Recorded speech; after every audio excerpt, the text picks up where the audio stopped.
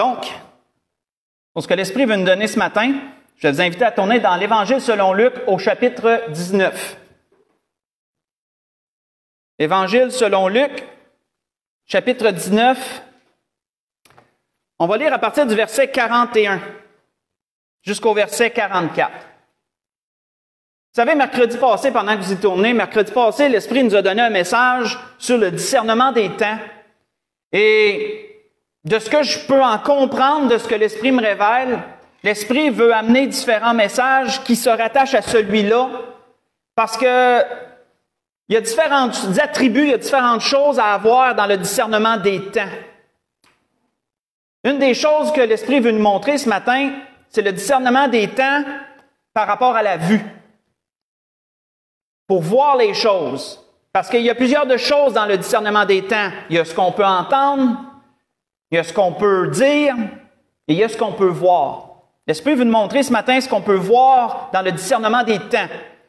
Donc, dans Luc chapitre 19, si on lit à partir du verset 41, il est dit, comme Jésus approchait de la ville, comme il approchait de la ville, Jésus, en la voyant, pleura sur elle. Il dit, si toi aussi, au moins en ce jour qui t'est donné, tu connaissais les choses qui appartiennent à ta paix, mais maintenant elles sont cachées à tes yeux. Il viendra sur toi des jours où tes ennemis t'environneront de tranchées, t'enfermeront et te serreront de toutes parts. Ils te détruiront, toi et tes enfants au milieu de toi, et ils ne laisseront pas en toi pierre sur pierre, parce que tu n'as pas connu le temps où tu as été visité. On va arrêter ici. Nous voyons ce que Jésus nous dénonce ici, frères et sœurs, c'est une tragédie. C'est une tragédie, c'est un drame que Jésus nous dénonce ici. Parce que ça faisait 3 ans qu'il ouvertement accomplissait le ministère que Dieu lui a donné. Ça faisait 3 ans qu'il prêchait en parcourant tout le territoire d'Israël de long en large, qu'il guérit nombre de personnes, qui a ressuscité des morts, qui prêchait à un endroit et à un autre. Son peuple avait tous eu l'occasion de l'entendre au moins une fois, au moins. Et la ville de Jérusalem plusieurs fois, parce qu'il y est monté au moins une fois par année à chaque Pâques, au moins. Et malgré tout cela, lorsque dans cette dernière semaine il est allé, il a pleuré sur elle. Parce qu'il a dit, si au moins la majorité, si au moins mon peuple en général avait reconnu qu'ils ont été visités. Mais il dit, ils ne l'ont pas reconnu. Et à cause qu'ils ne l'ont pas reconnu, ces choses sont cachées à leurs yeux. C'est caché à leurs yeux. Ils ne peuvent pas voir, ils ne peuvent pas discerner le temps qu'ils ont à travers leur vue, à travers de ce qu'ils voient. Cela, elle est cachée pour eux, parce qu'ils n'ont pas reconnu le temps où ils ont été visités. Mais pourtant, il y a certains qui avaient reconnu cela. Certains, dans la parole, il nous est dit qu'ils avaient reconnu le temps où ils avaient été visités. Faites juste écouter, on voit entre autres choses que Zacharie, par l'Esprit de Dieu, Zacharie, lorsqu'il a été annoncé qu'il y aurait un fils, et lorsqu'il avait par l'Esprit compris que le Fils de Dieu serait là aussi, Zacharie, qu'est-ce qu'il a dit? Il dit, il fut rempli du Saint-Esprit, il prophétisa ces mots, « Béni soit le Seigneur, le Dieu d'Israël, de ce qu'il a visité et racheté son peuple. » Zacharie, le sacrificateur, a reconnu que Dieu avait visité son peuple à travers son Fils. Et il nous a suscité un puissant sauveur, disait-il, dans la maison de David, son serviteur, comme il l'avait annoncé par la bouche de ses saints prophètes des temps anciens. Vous voyez ça dans Luc chapitre 1, verset 67 au verset 70. On voit qu'un jour, à un autre endroit plus tard, Jésus ressuscite le fils d'une veuve dans une ville nommée Naïn. Et on voit que ceux de cette ville, lorsqu'ils ont vu cette résurrection miraculeuse, qu'est-ce qu'ils ont dit? Ils ont dit, un grand prophète a paru parmi nous et Dieu a visité son peuple. Vous voyez ça dans Luc chapitre 7, pour lire du verset 11 au verset 17 pour l'ensemble de cette situation. Donc certains l'avaient reconnu qu'ils avaient été visités, Mais la majorité n'avait pas reconnu qu'ils avaient été visités. Et qu'est-il arrivé? Environ 40 ans plus tard, parce qu'ils n'avaient pas reconnu qu'ils avaient été visités, Jésus en a fait une brève description au verset 43, au verset 44 qu'on vient de lire. Mais allons dans Luc 21 et allons voir l'accomplissement plus en détail de cela. Luc chapitre 21. On y revient souvent ces derniers temps, si vous avez remarqué. Et ce message-ci ne fera pas exception. Luc chapitre 21, si on lit du verset 20 au verset 24, on voit que le Seigneur avertissait ses disciples. Lorsque vous verrez Jérusalem investie par des armées, sachez alors que sa désolation est proche. Alors que ceux qui seront en Judée fuient dans les montagnes, que ceux qui seront au milieu de Jérusalem en sortent, et que ceux qui seront dans les champs n'entrent pas dans la ville, car ce seront des jours de vengeance pour l'accomplissement de tout ce qui est écrit. Malheur aux femmes qui seront enceintes et qui allaiteront en ces jours-là, car il y aura une grande détresse dans le pays et de la colère contre ce peuple. Ils tomberont sous le tranchant de l'épée, ils seront tous amenés captifs parmi toutes les nations, et Jérusalem sera foulée aux pieds par les nations, jusqu'à ce que le temps des nations soit accompli. On va arrêter ici. Ceci, frères et sœurs, c'est déjà accompli. Ça s'est accompli en l'an 70, lorsque la colère contre le peuple juif s'était accumulée par les Romains, parce qu'ils se révoltaient encore et ils ont fait une révolte qui a été celle de trop. La goutte d'eau qui a fait déborder le vase, comme on dit dans notre jargon. Et que là, les armées ont investi la ville, ils l'ont encerclée, ils ont fait un siège, et lorsqu'elle était près de capituler, ils sont rentrés dans la ville, ont tué, ont détruit le temple de Dieu, ont rasé la ville, et ils ont déporté les Juifs parmi toutes les nations, ce qu'on appelle la grande diaspora dans l'histoire contemporaine. Mes frères et sœurs, une chose que je veux spécifier quand que l'Esprit me donnait cela, c'est que cette prophétie ici, oui, elle s'est accomplie, mais elle est une prophétie qu'on appelle cyclique. Une prophétie cyclique, c'est une prophétie qui s'est accomplie, mais qui va se raccomplir à nouveau dans des temps futurs. Il y a de ces prophéties dans la parole qu'on dit cycliques. Elles sont et elles reviendront s'accomplir une autre fois. Cette prophétie reviendra s'accomplir à la fin des temps une autre fois. Mais elle s'est accomplie au temps du Seigneur, plus tard, 40 ans environ après que le Seigneur est ressuscité et monté auprès du Père dans les cieux. Et c'était la résultante de quoi? La résultante du fait qu'ils n'avaient pas reconnu le temps où ils avaient été visités. Pourquoi, frères et sœurs, n'ont-ils pas reconnu le temps où ils ont été visités? Reculons dans Matthieu 13. Alors on voit cela. Le Seigneur leur dit pourquoi qu'ils n'avaient pas reconnu le temps où ils avaient été visités. Dans Matthieu chapitre 13,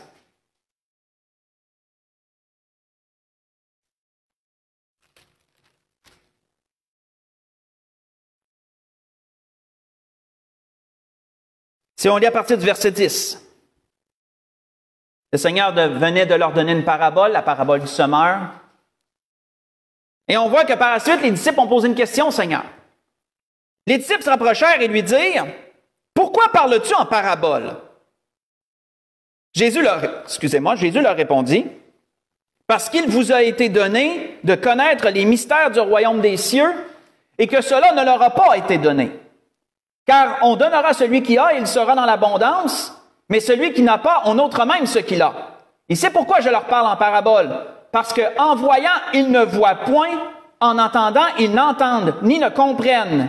Et pour eux s'accomplit cette prophétie d'Ésaïe. Vous entendrez de vos oreilles, et vous ne comprendrez point.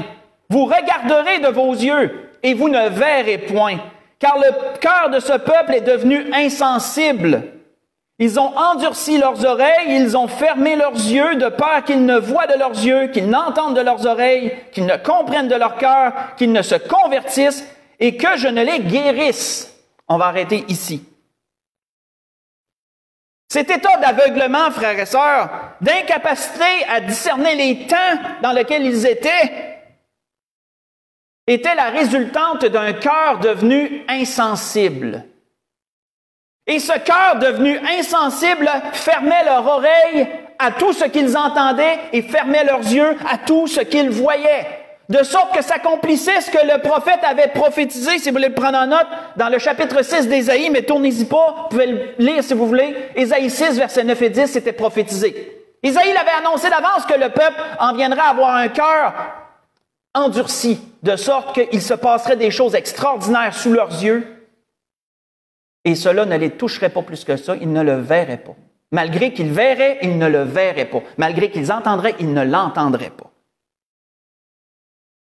Et frères et sœurs, est-ce que cela nous surprend?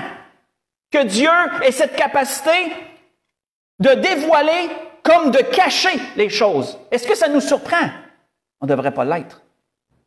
Parce qu'on voit que déjà à Moïse, lorsque Dieu s'était adressé à Moïse pour délivrer son peuple de l'Égypte, qu'est-ce qu'il lui avait dit à Moïse?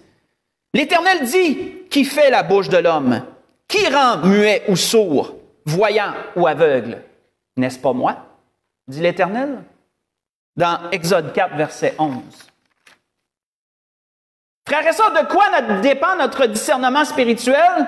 Il dépend de l'état de notre cœur. Si un cœur est endurci en rapport avec Dieu, Dieu peut cacher des choses à ce cœur. Dieu peut cacher des choses à ce cœur.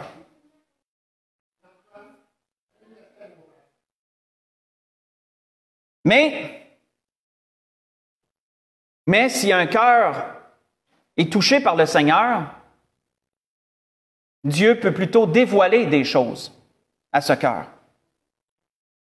Voyons ce qu'il nous est dit. Tournons dans 1 Corinthiens 2, allons voir cela. De quoi dépend notre discernement spirituel? 1 Corinthiens, chapitre 2.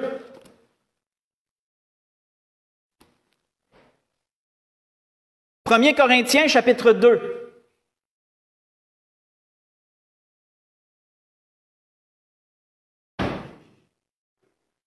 Verset 6 au verset 11.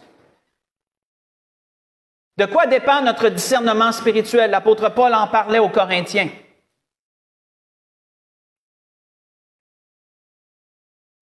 On voit que l'apôtre Paul disait, « Cependant, c'est une sagesse que nous prêchons parmi les parfaits, sagesse qui n'est pas de ce siècle, ni des chefs de ce siècle qui vont être réduits à l'impuissance. Nous prêchons la sagesse de Dieu, mystérieuse et cachée, que Dieu, avant les siècles, avait prédestinée pour notre gloire, sagesse qu'aucun des chefs de ce siècle n'a connue, car s'il l'avait connue, il n'aurait pas crucifié le Seigneur de gloire. » On voit que l'apôtre Paul revient un peu sur ce que le Seigneur avait annoncé au peuple.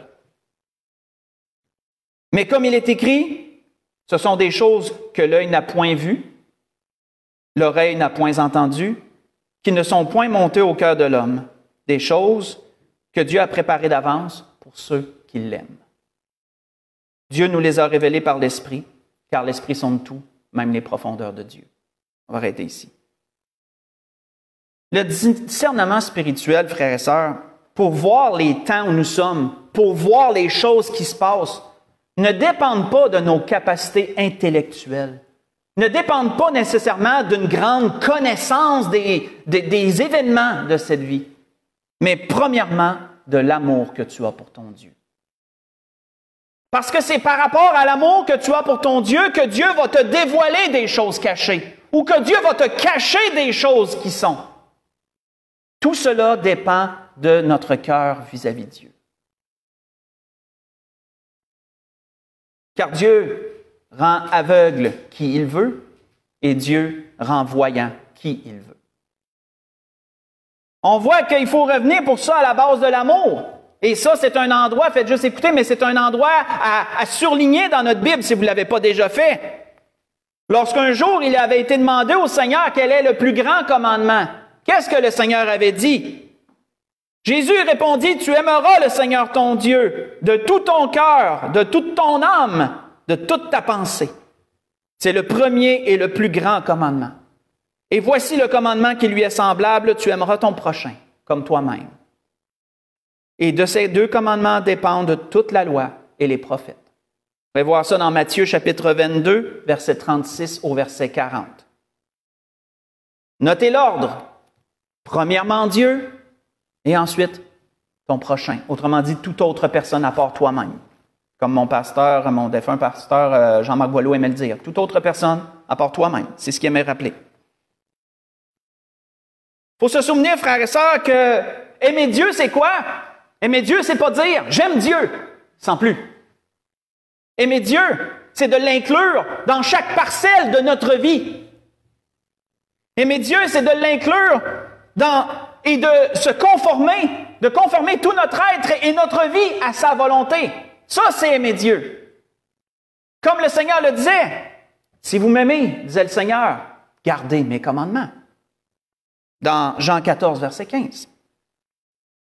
Si, frères et sœurs, nous aimons le Seigneur plus que notre vie, si nous aimons le Seigneur plus que notre emploi, plus que nos possessions matérielles, si nous aimons le Seigneur plus que nos loisirs, que notre famille, que notre épouse ou notre époux, même plus que nos propres enfants, le Seigneur nous récompensera d'avoir du discernement et de voir les temps où nous sommes rendus. Mais si cela n'est pas, qu'arrivera-t-il? Avant d'aller à la conclusion, le Seigneur donnait un avertissement. Déjà de son temps, le Seigneur donnait un avertissement sur ces choses. Message recourt ce matin. Plus court qu'à mon habitude.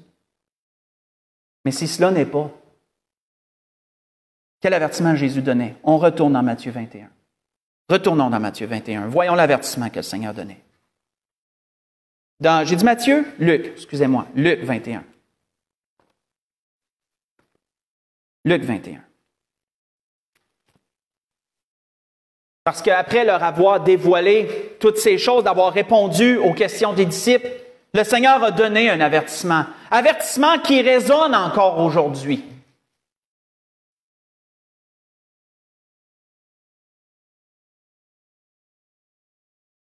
À partir du verset 34, Jésus disait « Prenez garde à vous-même, de craindre que vos cœurs ne s'apesantissent par les excès du manger et du boire, par les soucis de la vie.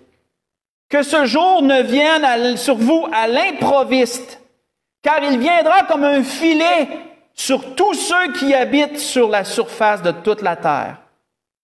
Veillez donc et priez en tout temps, afin que vous ayez la force d'échapper à toutes ces choses qui arriveront et de paraître debout devant le Fils de l'homme. » Frères et sœurs, ceci nous concerne. Nous sommes là. Nous sommes là. On voit que le Seigneur leur disait quoi? Prenez garde à vous-même de craindre que vos cœurs ne s'apesantissent. L'Esprit m'a arrêté sur ce mot, le mot apesantir. Quand nous regardons la racine grecque de ce mot, ça nous en dit long. Le mot grec pour ce mot, c'est barouno. Barouno veut dire quoi? Barouno veut dire peser lourdement, surchargé. Surchargé. Prenez garde à vous-même de crainte que vos cœurs ne soient surchargés. Ça donne un éclairage supplémentaire. De crainte que vos cœurs ne soient surchargés par les excès du manger et du boire et par les soucis de la vie. Frères et sœurs, nous voyons ici un extrême aussi. Certains dans cette vie, certains dans les temps où nous sommes rendus, ont tellement de l'abondance qu'ils peuvent se permettre de l'excès, et d'autres sont tellement dans les besoins qu'ils n'ont que des soucis. Voyez-vous l'extrême entre les deux? Certains ont de l'excès et d'autres ont des soucis. Mais l'un comme l'autre, que celui qui a tellement d'abondance peut se permettre d'en faire des excès, que celui qui a peu de choses et qui est dans les soucis, dans un cas comme dans l'autre, les deux ont un même effet sur leur cœur en bout de ligne, leur cœur devient surchargé. Surchargé. Ce sont deux réalités, frères et sœurs, qui sont dans notre temps. Mais l'un comme l'autre sont en danger. Et le Seigneur donnait cet avertissement. Prenez garde que vos cœurs ne soient pas surchargés, qu'ils ne soient pas appesantis par les choses de cette vie. Parce que si un cœur devient appesanti, le Seigneur, l'amour pour le Seigneur est de moins en moins présent lorsque le cœur est surchargé de toutes sortes de choses. Et si un cœur est surchargé, une personne peut voir, mais ne pas voir, comme qu'elle peut entendre et ne pas entendre. Parce que le discernement en rapport avec la vue est proportionnel à notre amour pour le Seigneur, est proportionnel à la condition de notre cœur. Plus un cœur est conditionné, plus une personne verra ce qu'elle doit voir. Moins qu'une personne est conditionnée, moins qu'elle verra ce qu'elle doit voir. C'est une révélation que l'Esprit voulait nous donner ce matin, nous rappeler dans ces choses. On voit que le Seigneur disait, faites juste écouter toujours, une partie qu'on n'a pas lue dans Matthieu 13, mais ça n'a pas besoin d'y tourner, c'est pas assez long. Le Seigneur avait donné la condition de cœur de son peuple et leur avait dit que pour eux s'accomplissait ce qui était le prophète Isaïe avait dit. Mais qu'est-ce que le Seigneur avait dit à ses disciples? Il avait dit, mais heureux sont vos yeux. Heureux sont vos yeux parce qu'ils voient et vos oreilles parce qu'elles entendent. Je vous le dis, beaucoup de prophètes et de justes ont désiré voir ce que vous voyez et ne l'ont pas vu, entendre ce que vous entendez et ne l'ont pas entendu, disait le Seigneur. Matthieu 13, mais j'ai lu le verset 16 et le verset 17 qu'on n'avait pas lu tantôt. Oui, frères et sœurs, nous pouvons dire que nos yeux sont heureux. Pour ceux qui voient et qui discernent les temps où nous sommes, qui voient ce qui est en train de se mettre en place, parce que quand que le Seigneur parlait que ce jour viendrait comme un filet pour surtout ceux qui habitent à la surface de la terre, ça nous dit quoi? Ça nous dit que le monde entier va être impacté par ce qui s'en vient. Personne ne sera laissé de côté. Et frères et sœurs, nous sommes arrivés à ce temps-là, où que tout ce qui arrive impacte le monde entier. C'est comme un filet qui est jeté sur tout le monde et personne n'en est exempté. Et ça, c'est un signe. Ça, c'est un signe qui nous démontre les temps où nous sommes rendus. Il y en a plusieurs. Et si l'Esprit veut nous en dévoiler plus, il le fera. Mais ça en est un. Ce que les chrétiens doivent prendre garde, c'est l'état de leur cœur vis-à-vis de Dieu. Dans les temps où on est rendu, je reviens toujours à l'exemple des vierges, tout le temps. Parce que les vierges folles, on pourrait dire qu'ils avaient un cœur surchargé, appesanti. C'est pourquoi ils étaient devenus folles. Mais celles qui étaient sages avaient un cœur léger. Et elles ont pu voir où elles étaient rendues et s'y être préparées en conséquence. C'était ce que l'Esprit voulait nous rappeler ce matin. Pour conclure, on va aller dans l'Apocalypse chapitre 3. Dans l'Apocalypse chapitre 3. Parce que comme au temps du Seigneur, le Seigneur a dénoncé une tragédie et un drame, on vit une tragédie et un drame dans les temps où on est rendu. On vit une tragédie et un drame. Et quelle est cette tragédie? Bien, elle se reconnaît, elle se manifeste à travers ce qui a été dit à l'Église de Laodicée. Ou qu'est-ce que l'ange de l'Église de Laodicée avait dit? Voici ce que dit l'Amen, Apocalypse chapitre 3, à partir du verset 14. Voici ce que dit l'Amen, le témoin fidèle et véritable, le principe de la création de Dieu. Le commencement, ou le commencement de la création de Dieu. Je connais tes œuvres, je sais que tu n'es ni froid ni bouillant. Puisses-tu être froid ou bouillant? Ainsi, parce que tu es tiède et que tu n'es ni froid ni bouillant, je te fourmirai de ma bouche. Parce que tu dis, je suis riche, je me suis enrichi, je n'ai besoin de rien. Et parce que tu ne sais pas que tu es malheureux, misérable, pauvre, aveugle et nu. Si on prend une pause ici, frères et sœurs, qu'est-ce que le Seigneur disait à cette Église? Qu'est-ce que le Seigneur disait aux gens qui composent cette Église? Et on sait que cette Église représente des églises de par le monde. Le Seigneur leur disait, votre cœur, si on fait un lien avec ce qui est dit, votre cœur s'est appesanti. Votre cœur est surchargé. Et vous vous contentez vous-même. Vous pensez que parce que vous êtes prospère matériellement, que cela reflète votre condition spirituelle. Et c'est absolument faux. Quelqu'un ne peut pas comparer sa condition matérielle à sa condition spirituelle. C'est pas parce que tu es pauvre matériellement que tu es pauvre en esprit. Souvent, c'est le contraire. Souvent, c'est le contraire. Mais pas tout le temps. Il y a des riches qui sont riches en esprit aussi. Mais notre condition matérielle n'est en rien à notre condition spirituelle. Ce sont deux choses distinctes. Et le Seigneur leur disait, vous pensez, vous vous contentez en vous-même, vos cœurs sont appesantis, vous êtes surchargés de toutes sortes de choses et vous pensez que vous êtes en condition vis-à-vis de Dieu parce que ça va bien pour vous, parce que vous avez sûrement beaucoup d'abondance, peut-être de grosses églises avec de grosses assemblées, peut-être des moyens en abondance et tout, et vous pensez que tout va bien. Mais le Seigneur disait, pourtant, vous êtes pauvres, malheureux, aveugles et nus et misérables. Et qu'est-ce que le Seigneur leur disait par rapport à tout ça?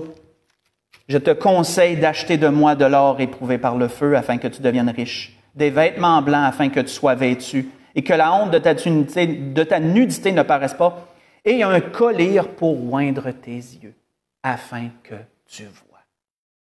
Afin que tu vois. Un collier pour oindre tes yeux afin que tu discernes les temps ôtés. Parce que tu ne les vois pas. Moi, je reprends et je châtie tous ceux que j'aime. Aie donc du zèle et repens-toi, car voici, je me tiens à la porte et je frappe. Si quelqu'un entend ma voix et ouvre la porte, j'entrerai chez lui et je souperai avec lui et lui avec moi. On va arrêter ici. La tragédie, frères et sœurs, de notre temps, c'est que le cri de minuit retentit et que les églises ne sont pas prêtes pour le retour du Seigneur. La tragédie de notre temps, c'est que peu de pasteurs prêchent que le cri de minuit retentit. C'est beau de prêcher sur l'amour, c'est beau de prêcher sur l'humilité, de prêcher sur l'orgueil, de prêcher sur la patience, de prêcher sur tous ces beaux sujets. Mais lorsque le cri de minuit retentit, ce n'est pas le message le plus attrayant peut-être ou le plus populaire, mais c'est le message qui devait être prêché. Et pourtant, la tragédie que nous vivons, c'est que peu de pasteurs prêchent que le cri de minuit retentit et que les chrétiens doivent se réveiller et se préparer au retour du Seigneur. Ici, il y en a qui les prêchent, mais les églises ne les entendent pas. Les églises ne les écoutent pas. Nous vivons une tragédie, frères et sœurs. Nous vivons une tragédie de notre époque. Et toutes les églises sont concernées là-dedans. Toutes les églises sont concernées. Le Seigneur visite son peuple, entre guillemets. Le Seigneur visite son peuple. Et malheureusement, son peuple vit la même tragédie qu'au temps du Seigneur. Ils ne connaissent pas le temps où ils sont visités. Puissions-nous, frères et sœurs, reconnaître le temps où nous sommes visités. Et comment nous le reconnaîtrons? Nous le reconnaîtrons par le discernement de la vue. Et ce discernement de la vue est proportionnel à notre amour pour le Seigneur. Puissions-nous aimer le Seigneur plus que tout, en premier, comme le commandement le dit, et nous verrons les temps où nous sommes rendus. Le Seigneur pourra traiter nos yeux. Prions le Seigneur qu'il nous mette un collier sur nos yeux pour que nous puissions voir les temps où nous sommes rendus et l'urgence de se préparer pour le retour du Seigneur. C'était ce que l'Esprit voulait nous dire ce matin. On peut se lever pour un dernier cantique.